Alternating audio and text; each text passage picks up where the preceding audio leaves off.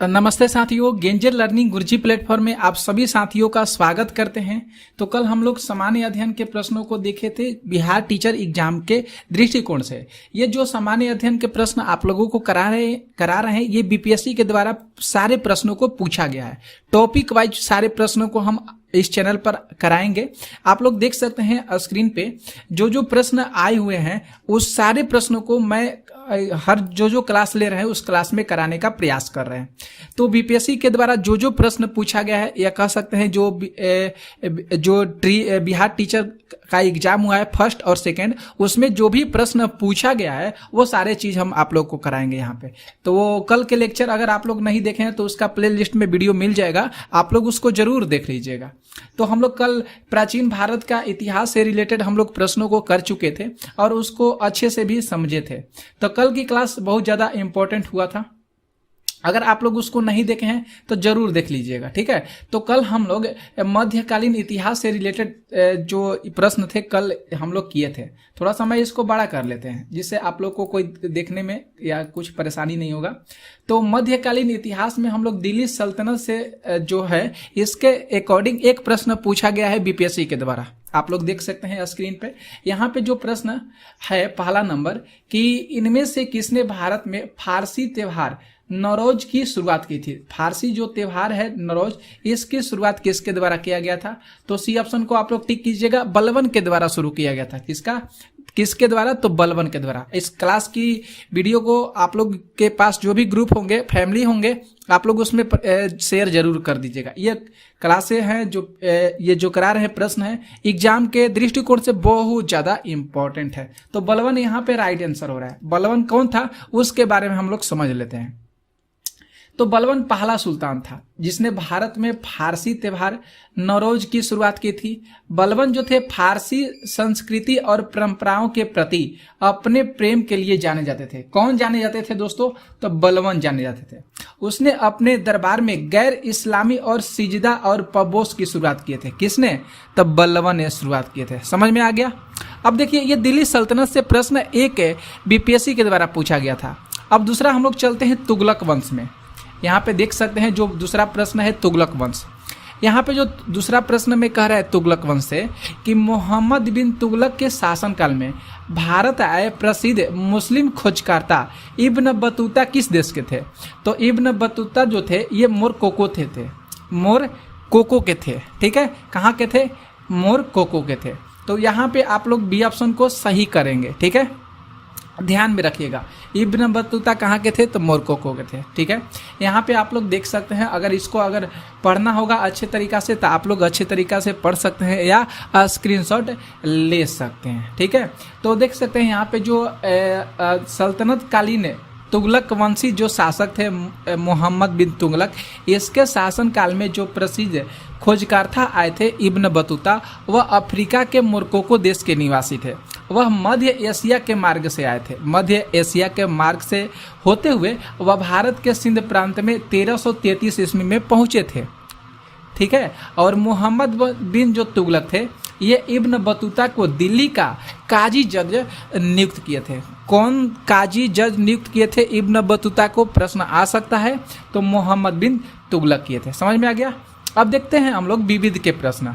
देख सकते हैं विविध के प्रश्न सल्तनत कालीन से। तीसरा प्रश्न है कि मैथिली भाषा का विकास निम्नलिखित में से किसके शासनकाल के दौरान हुआ था? तो मैथिली भाषा का विकास जो है कर्नाट राजवंश के शासनकाल के दौरान हुआ था।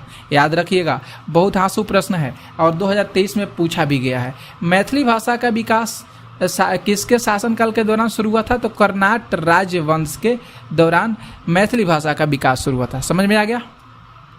अब यहाँ पे ध्यान से देखिएगा, जो यहाँ पे डॉक्टर राम प्रकाश शर्मा हैं, इन्होंने मैथिली के विकास की सबसे अच्छी अवधि 1206 से लेकर 1526 ईस्वी बताया है। 1206 से लेकर 1526 ईस्वी बताया है। इसी काल में कह सकते हैं ज्योतिषवर और विद्यापति द्वारा मैथिली भाषा में सर्वश्रेष्ठ रचनाएं की गई थी। इस दौरान जो है मिथिला क्षेत्र में कर्नाट वंश और सिमराव वंश का शासन था। तो देख सकते हैं यहाँ पे कर्नाट वंश जो दिया गया है, हम लोग इसको सही किए। अब आपको प्रश्न अगर दे सकता है तो सिमराव वंश भी यहाँ पे मिल सकता है। कर्नाट वंश है, यहाँ पे सिमराव वंश भी मिल सकता है कि मैथिली भाषा का विकास किसके शासनकाल के दौरान हुआ था। तो सिमराव वंश भी याद करिएगा और आपके दिमाग में होना चाहिए कर्नाट वंश। समझ में आ गया। अब देखिए आगे प्रश्न पे चलते हैं। 15वीं और 16वीं शताब्दी के धार्मिक जो आंदोलन हुए थे उससे रिलेटेड प्रश्न 1-2 आया है। देख सकते हैं जो चौथा प्रश्न है कि नाथ पंथियों, सिद्धों और योगियों ने भक्ति धर्म को किस क्षेत्र में लोकप्रिय बनाया था। तो भक्ति धर्म के जो क्षेत्रीय था, कौन सा क्षेत्र था, तो उत्तर भारत था। कौन सा क्षेत्र था, उत्तर भारत में लोकप्रिय नाथपंथियों, सिद्धों और योगों को बनाया गया था। समझ में आ गया। ज़्यादा इंपॉर्टेंट है, बहुत ज़्यादा इंपॉर्टेंट है दोस्तों। आप लोग सोच सकते हैं कितना ज़्यादा इंपॉर्टेंट है। प्रश्न आगे हम लोग बढ़ते हैं। देख सकते हैं एक बार केवल प्रश्न पूछा गया है नाथपंथी के बारे में। अगर आप लोग को जानना होगा विस्तार से तो नाथपंथी जो है सिद्ध और योगी दुनिया के त्याग में से विश्वास करते थे। उन्हें पारस्परिक धर्म और सामाजिक व्यवस्था के अनुष्ठान और अन्य पहलुओं की आलोचना की थी। कौन से, नाथपंथी, सिद्ध और योगी। उसके अनुसार निराकार परमात्मा का ध्यान और उसके साथ हो जाने का एहसास मुक्ति का मार्ग है। अब आगे हम लोग प्रश्न देखेंगे कि मुगल साम्राज्य, प्रशासन और वित्त व्यवस्था, संस्कृति एवं कला, इससे रिलेटेड प्रश्न देखेंगे। 2023 में सारे प्रश्न पूछे गए। बीपीएससी में भी जो बिहार टीचर एग्जाम हुआ है उसमें भी प्रश्न आए हैं, जो बीपीएससी का मेन एग्जाम होता है उसमें भी प्रश्न आए हैं। 5 प्रश्न है कि फुताहत ए आलमगिरी किसके द्वारा लिखी गई थी। तो ये ईश्वर दास नागर के द्वारा लिखा गई थी। फुतूहात ए आलमगिरी ये ईश्वर दास नागर के द्वारा लिखी गई थी। कब लिखी गई थी दोस्तों, तो 1698 में लिखा गया था। किसके शासनकाल में लिखा गया था, तो औरंगजेब के शासनकाल में कुछ महत्वपूर्ण घटनाएं शामिल थी जो 1698 में फुतूहात ए आलमगिरी जो है ईश्वर दास नागर के द्वारा लिखा गया था। समझ में आ गया, याद कर सकते हैं। फुतूहात ए आलमगिरी किसके द्वारा लिखा गया था, ईश्वर दास के द्वारा 1698 में। प्रश्न हम लोग बढ़ेंगे 6 पे। 6 प्रश्न है कि निम्नलिखित में से किस बंदरगाह को मुगल काल के दौरान बाबुल मक्का या कह सकते हैं मक्का का द्वार, बाबुल मक्का का मतलब मक्का का द्वार कहा जाता है। तो सूरत को कहा जाता है। किसको कहा जाता है, सूरत को कहा जाता है। ठीक है, सूरत बंदरगाह को मुगल काल के दौरान बाबुल मक्का या मक्का का द्वार कहा जाता है। ध्यान में आप लोग जरूर रखिएगा, प्रश्न आ सकता है। मक्का का द्वार जो है किसे कहा जाता है मुगल काल के दौरान, तो सूरत बंदरगाह को कहा जाता है, क्योंकि मक्का की तीर्थ यात्रा जो है सूरत से शुरू होती थी। मक्का की तीर्थ यात्रा सूरत से शुरू होती थी और सूरत गुजरात का एक प्रमुख शहर के रूप में जाना जाता है। यहाँ पे वस्त्रों के ये जो है अपने वस्त्रों के लिए भी जाना जाता है। और बात करेंगे मध्यकाल के दौरान जो है यह एक महत्वपूर्ण बंदरगाह है। कौन सा, सूरत बंदरगाह। ये पश्चिमी एशिया के प्रवेश द्वार के रूप में भी जाना जाता है। पश्चिमी एशिया का प्रवेश द्वार गुजरात सूरत बंदरगाह को जाना जाता है। ठीक है, अब ध्यान से देखिएगा जो प्रश्न 7 है यहाँ पे देख सकते हैं। कह रहे हैं कि निम्नलिखित कथनों पर विचार कीजिए। भारत में बाबर के आगमन के कारण, यहाँ पे देख सकते हैं 4 ऑप्शन दिया गया है कि उपमहाद्वीप के बारूद का आगमन हुआ, क्षेत्र के वास्तुकला में मेहराब और गुंबद का परिचय हुआ, प्रदेश में तैमूरिड राजवंश के स्थापना हुई, जूदों ने तोपे की शुरुआत की। तो यहाँ पे ऑप्शन जो तीसरा और चौथा हो रहा है ये सही हुआ। तीसरा और चौथा सही है ऑप्शन, क्योंकि प्रदेश में तैमूरिड राजवंश की स्थापना हुआ था। भारत में बाबर के आगमन के कारण प्रदेश में तैमूरिड राजवंश का स्थापना हुआ और युद्धों में तोपों की शुरुआत हुआ था। तीसरा और चौथा ऑप्शन सही हो रहा है। बाबर के बारे में अगर पूछा जाए तो याद कीजिएगा, बाबर का जन्म 14 फरवरी 1483 के मध्य एशिया के फरगाना नामक स्थान पर हुआ था और बाबर ने काबुल पर अधिकार करने के बाद भारत पर 4 बार आक्रमण किया था। काबुल पर अधिकार करने के बाद भारत पर 4 बार आक्रमण किए थे बाबर, याद रखिएगा आप लोग। ठीक है, जो इम्पोर्टेंट चीज़ हो रहा है दोस्तों आप लोगों को हम बताते चल रहे हैं।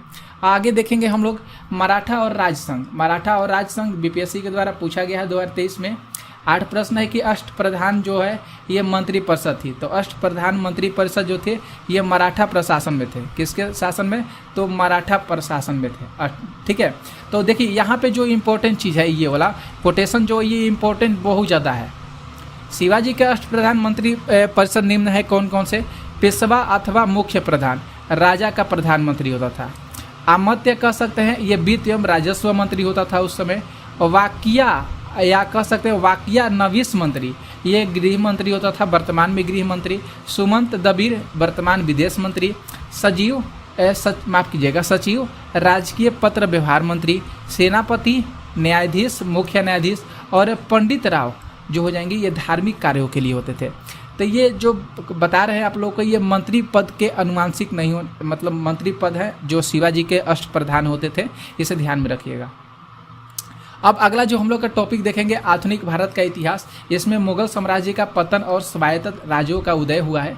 ये प्रश्न आया है बीपीएससी के द्वारा, देख सकते हैं। प्रश्न पहला है बक्सर की लड़ाई के बाद किस संधि का पर हस्ताक्षर हुआ है? तो इलाहाबाद संधि पर हस्ताक्षर हुआ है। किस संधि पर हस्ताक्षर हुआ है? इलाहाबाद संधि पर हस्ताक्षर हुआ। कब? तो 1965 में किया गया है सिराजुद्दौला के द्वारा। ठीक है, किसके द्वारा? सिराजुद्दौला के द्वारा। ठीक है, आगे देखते हैं प्रश्न। देखिए यहाँ पे जो प्रश्न है कि यूरोपीय वाणिज्यिक कंपनियों का भारत में जब आगमन हुआ था, ये देख सकते हैं।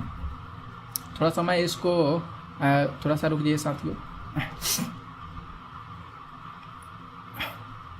ठीक है, यहाँ पे जो प्रश्न दूसरा करे कि डच ईस्ट इंडिया कंपनी ने किस वर्ष पटना में अपना कारखाना स्थापित किए थे? पटना में तो 1632 याद कीजिएगा। डच ईस्ट इंडिया कंपनी जो है ये पटना में एक कारखाना स्थापित किए थे। कब स्थापित किए थे? तो 1632 में स्थापित किए थे। कब? तो 1632 में स्थापित किए थे। ठीक है, यहाँ पे देख सकते हैं डच ईस्ट इंडिया कंपनी ने 1632 में पटना में कारखाना स्थापित किए थे, जो अब पटना कलेक्ट्रेट के रूप में जाना जाता है।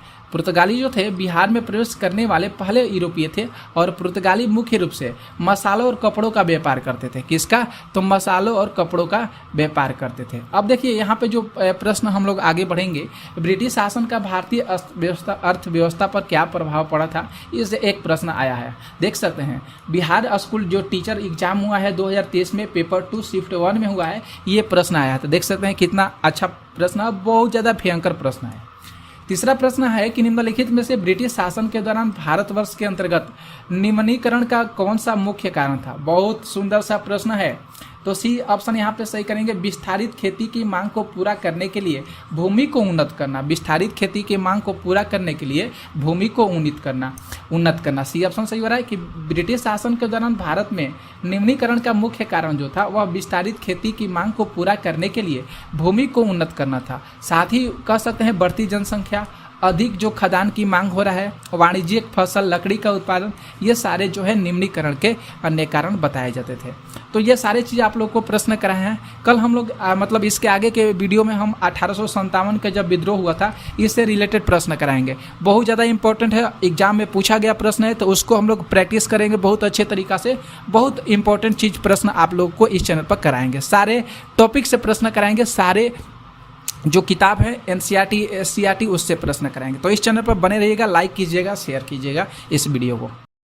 जय हिंद, वंदे मातरम। स्वागत है आप सभी साथियों का गेंजर लर्निंग गुरुजी प्लेटफॉर्म में। तो डेली हम लोग यहाँ पे बिहार टीचर एग्जाम से रिलेटेड जो इम्पोर्टेंट टॉपिक है उससे रिलेटेड प्रश्न कर रहे हैं। प्रीवियस ईयर्स के प्रश्न कर रहे हैं जो बिहार टीचर एग्जाम में पूछे गए हैं। उसके तरह कह सकते हैं बीपीएससी के द्वारा जो एग्जाम कंडक्ट कराता है, बीपीएससी अपना जो एग्जाम लेता है उससे भी जो प्रश्न बने हैं उसको भी हम इस चैप्टर में मतलब इस क्लास में करा रहे हैं। आप लोग को पता होगा कि हाई कोर्ट के द्वारा जो बीपीएससी 3 का एग्जाम होने वाला था उसको रद्द कर दिया गया है। अभी इसके बारे में कोई सूचना नहीं आई है। जब तक अभी कुछ दिनों में के बाद सूचना आएगी तब तक आप लोग अभी अच्छे तरीक़ा से तैयारी कीजिए। तो हम लोग भारत के भूगोल से रिलेटेड जो बीपीएससी के द्वारा प्रश्न पूछा गया है या बिहार टीचर एग्जाम में जो प्रश्न आए हैं, जो फेज 1 और फेज 2 का एग्जाम हुआ है उसके अकॉर्डिंग हम प्रश्न आप लोगों को करा रहे हैं जो प्रश्न पूछे गए हैं। तो भारत के भूगोल से रिलेटेड कल की क्लास में हम लोग प्रश्न किए थे, उसके आगे के प्रश्न को हम लोग आज की क्लास में करने वाले हैं। ठीक है, तो यहाँ पे आज की जो हम लोग का टॉपिक होगा जहाँ से प्रश्न आए हैं उस टॉपिक को यहाँ पे आप लोग देख सकते हैं। अफवाह तंत्र, प्रमुख घाटियाँ और प्रपात और झीलें, इसी के अकॉर्डिंग आज की क्लास में हम प्रश्न करेंगे जो बीपीएससी के द्वारा पूछे गए हैं।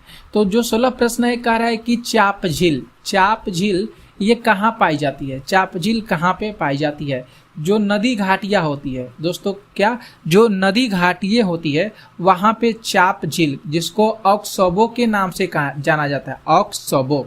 ये जो प्रश्न है आप देख सकते हैं, बीपीएससी ट्रिथ जो 2 का एग्जाम हुआ था 14/12/2023 में, इस प्रश्न को पूछा गया है। तो चाप झील के बारे में आप लोग को ध्यान में रखना होगा कि चाप झील जो है ये नदी घाटियों में पाई जाती है। मैदानी भागों में प्रवेश करने के उपरांत जो नदी होती है ये क्षैतिज अपरदन के कारण घुमावदार मोड़ों से होकर प्रवाहित होती है, जिसे यह जो मोड़ नदी है इसे विसर्प कहा जाता है। इसे क्या कहा जाता है, इसे विसर्प कहा जाता है। प्रश्न देखेंगे 17 पे। 17 जो प्रश्न है कि चिनाब नदी अंततः सिंध नदी में कहाँ पे मिलती है। जो चिनाब नदी है ये अंततः सिंध नदी में कहाँ पे मिलती है। तो ऑप्शन ए हम लोग सही करेंगे, मिथनकोट में मिलती है। कहाँ पे मिलती है, ये मिथनकोट में मिलती है, क्योंकि चिनाब नदी जो है ये सिंधु नदी की सहायक नदी मानी जाती है। चिनाब नदी जो हो जाएगा ये सिंधु नदी की सहायक नदी है।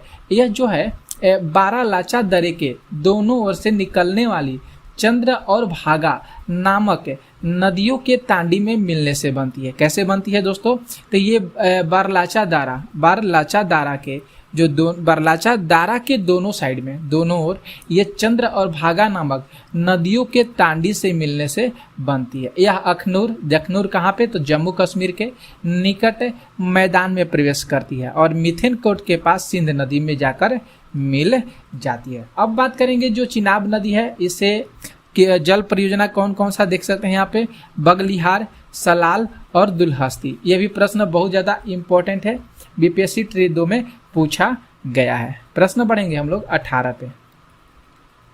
यहाँ पे देख लीजिए 18 जो प्रश्न है, निम्नलिखित नदियों में से सबसे बड़ा जलग्रह क्षेत्र कौन सा है। जलग्रह क्षेत्र पोनानी हो जाएगा। यहाँ पे ऑप्शन 20 राइट होगा कि निम्नलिखित नदियों में से सबसे बड़ा जलग्रह क्षेत्र किसका हो जाएगा, तो पोनानी का हो जाएगा। ठीक है दोस्तों, आप लोग ध्यान में रखिएगा। प्रश्न हम लोग बढ़ेंगे आगे, देखिएगा ध्यान से। यहाँ पे जो अगला प्रश्न है 19 नंबर। यहाँ पे जो 19 नंबर प्रश्न है, कह रहे कि कोसी मैदान की माध्य समुद्र तल से औसत ऊंचाई कितनी है। कोसी जो मैदान है इसकी ऊंचाई जो है समुद्र तल से कितनी है, तो यहाँ पे 30 मीटर हो जाएगा। कितना हो जाएगा, समुद्र तल से इसकी ऊंचाई 30 मीटर हो जाएगा। 20 प्रश्न है, गंडक नदी का दूसरा नाम क्या है। गंडक नदी का दूसरा नाम नारायणी हो जाएगा। याद रखिएगा, गंडक नदी का दूसरा नाम क्या हो जाएगा, तो गंडक नदी का नारायणी हो जाएगा। ठीक है, इसका उद्गम की बात करेंगे तो इसका जो उद्गम स्थल है यह नेपाल की सीमा के पास तिब्बत में समुद्र तल से 7620 मीटर की ऊंचाई से होता है। ठीक है, तो इसे ध्यान में रखिएगा। कुल लंबाई की बात करेंगे तो 630 किलोमीटर है, जिसमें से 185 किलोमीटर नेपाल में और 445 किलोमीटर भारत में ये विस्तृत है। आगे देखिए प्रश्न 21 नंबर प्रश्न है कि स्वर्ण रेखा नदी निम्नलिखित में से किस गांव के पास निकलती है, तो ये नगरी से निकलती है। स्वर्ण रेखा नदी जो है झारखंड के रांची के नगडी नामक स्थान से निकलती है। नगडी, नगरी नहीं याद कीजिएगा, नगडी याद कीजिएगा। ठीक है, जो उड़ीसा से गुजरते हुए बंगाल की खाड़ी में गिरती है और इसकी जो प्रमुख नदी है राढ़ू, कांची और खरकाई हो जाएगा। खरकई, माफ कीजिएगा, खरकई। तो ध्यान में रखिएगा, मोस्ट इंपॉर्टेंट प्रश्न है, बीपीएससी के द्वारा अपना प्रश्न पूछा गया है। स्वर्णरेखा नदी निम्नलिखित में से किस गांव के पास निकलती है, तो नगडी से निकलती है। नगडी कहाँ पे, तो झारखंड के रांची के नगरी नामक स्थान से निकलती है। तो देख सकते हैं कैसे घुमा के प्रश्न पूछा गया है। अगर चलेंगे बढ़ेंगे हम लोग 22 नंबर प्रश्न पे। 22 प्रश्न है कि जल प्रपात नदी के निम्नलिखित जोड़ों में से कौन सा जोड़ा सही सुमेलित नहीं है। सही सुमेलित की बात करेंगे तो उपयुक्त में से एक से अधिक हो जाएगा। यहाँ पे डी ऑप्शन राइट होगा, क्योंकि जो धुआंधार जलप्रपात है ये मध्य प्रदेश के जबलपुर जिला में नर्मदा नदी पर स्थित है। यह भी याद रखिएगा, यहाँ पे जो धुआंधार जलप्रपात दिया गया है ये कहाँ पे हो जाएगा, ये मध्य प्रदेश के कौन से नदी पर, नर्मदा नदी पर, तो इसलिए ये क्या हो गया, गलत हो गया, न कि गोदावरी नदी पर, ठीक है, याद रखिएगा। इसके बाद चलते हैं कपिलधारा जलप्रपात। यहाँ पे जो बी ऑप्शन में दिया गया है, कपिलधारा जो जलप्रपात है ये कावेरी नदी पर स्थित नहीं हो जाएगा, ये नर्मदा नदी पर स्थित है। कौन से नदी पर हो जाएगा, तो कपिलधारा जलप्रपात नर्मदा नदी पर स्थित है। कपिलधारा जो जलप्रपात है ये एमपी में हो जाएगा। कहाँ पे हो जाएगा, तो ये एमपी में हो जाएगा, अमरकंटक जिले में स्थित है। आगे बात करेंगे जोग जलप्रपात। जोग जलप्रपात तो जो हो जाएगा ये पश्चिम बंगाल के शिमोगा जिले में स्थित हो जाएगा। जोग जलप्रपात जो है ये पश्चिम बंगाल के शिमोगा जिले में शरावती नदी पर स्थित देश का सबसे दूसरा सर्वोच्च जलप्रपात के रूप में जाना जाता है। किसको, तो जोग जलप्रपात को, और इसका नया नाम जो है महात्मा गांधी जलप्रपात है, महात्मा गांधी जलप्रपात हो जाएगा। तो बहुत ज़्यादा इंपॉर्टेंट है जोग जोग या गरसोपा जलप्रपात उसको बोला जाता है। ये पश्चिम ही कर्नाटक में स्थित है, शरावती नदी पर स्थित हो जाएगा, इसलिए यहाँ पे डी ऑप्शन सही हो रहा है। आगे बढ़ते हैं 23 पे। 23 जो प्रश्न यहाँ पे है कि लिखा पानी हिमनद भारत के निम्नलिखित में से किस राज्य में स्थित है, तो अरुणाचल प्रदेश में हो जाएगा। लिखा पानी हिमनद जो हो जाएगा ये भारत के अरुणाचल प्रदेश राज्य में स्थित हो जाएगा, ठीक है। यह हिमनद जो हो जाएगा उच्च हिमालय में अरुणाचल प्रदेश और म्यांमार की सीमा पर स्थित है। यह हिमनद जो है उच्च हिमालय में अरुणाचल प्रदेश और म्यांमार की सीमा पर स्थित है, ठीक है। और लेखा पानी असम राज्य के तिनसुकिया जिले में स्थित एक नगर के रूप में जाना जाता है, जो कि चाय बागानों के लिए प्रसिद्ध माना जाता है। देख सकते हैं कितना इंपॉर्टेंट है, बिहार टीचर एग्जाम में पूछा गया प्रश्न है। 24 नंबर प्रश्न की बात करेंगे दोस्तों। और दोस्तों आप लोग से रिक्वेस्ट है, निवेदन है, आप लोग इस वीडियो को देखे होंगे और देख रहे होंगे तो आप लोगों के पास जो भी ग्रुप होंगे, व्हाट्सएप ग्रुप, फेसबुक ग्रुप, सारे ग्रुप में आप लोग इस वीडियो को शेयर जरूर करिएगा। 24 प्रश्न है, निम्नलिखित में से कौन सी सहायक नदी ब्रह्मपुत्र से उत्तर दिशा में नहीं मिलती है, तो यहाँ पे देखेंगे सुबनसिरी, बेलसिरी, मानस, सुप्रीम, तो ये ऑप्शन यहाँ पे क्या हो जाएगा, सही हो जाएगा। कौन सी सहायक नदी पूछा है जो ब्रह्मपुत्र से उत्तर दिशा में नहीं मिलती है, तो यहाँ पे ऑप्शन कोई भी सही नहीं दिया गया है। ब्रह्मपुत्र जो नदी है हिमालय के उत्तर में तिब्बत के पठार पर स्थित है, मानसरोवर झील के पास से निकलती है। ब्रह्मपुत्र नदी कहाँ से निकलती है, तो हिमालय के उत्तर में स्थित तिब्बत के जो पठार है वहाँ पे मानसरोवर झील है, वहीं से निकलती है। हिमालय के ये कहाँ से बहती है, हिमालय के साथ साथ पूरब की ओर बहती है। 3 देश इसके अंतर्गत आते हैं, चीन, भारत और बांग्लादेश से होकर प्रवाहित होती है, तो ध्यान में रखिएगा। अब देखते हैं हम लोग का जो अगला प्रश्न है, टॉपिक है मानसून एवं वर्षा।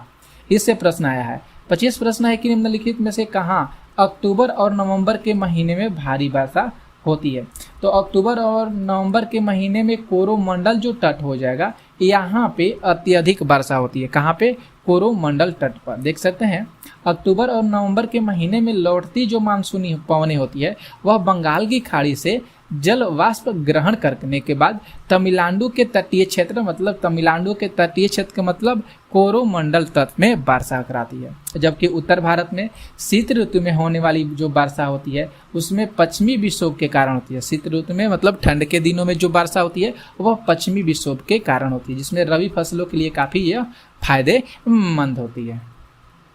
यहाँ पे जो 26 प्रश्न है कि भारत में मानसून सीजन में अधिकांश चक्रवातों की उत्पत्ति होती है। अधिकांश चक्रवातों की उत्पत्ति देख सकते हैं यहाँ पे जो दिया गया है इंग्लिश में 8 डिग्री उत्तरी से 13 डिग्री उत्तरी अक्षांश के मध्य।